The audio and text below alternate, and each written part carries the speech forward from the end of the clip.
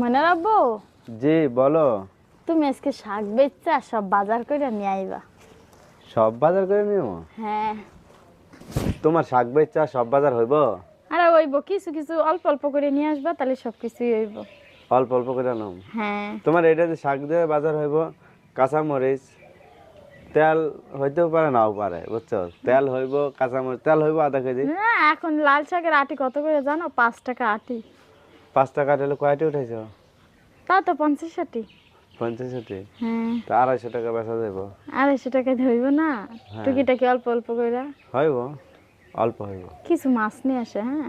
মাছ পামু অল্প, যদি হয় টাকায় তাহলে আনুম, নাইলে আনুম না। না হলে আনার দরকার নাই, বুঝছো? কাঁচামরিচ সেইগুলো নিয়ে আসে। না হলে আনার দরকার নাই? এই তো আমার সাজানো হয়ে গেছে, নিয়ে যাও গা। হ্যাঁ? তুমি গোসল করছো? না, উঠাই দাও আমার মাথায়। গোসল না করে? হ্যাঁ, গোসল তো করছি। তুমি এক কাজ করো,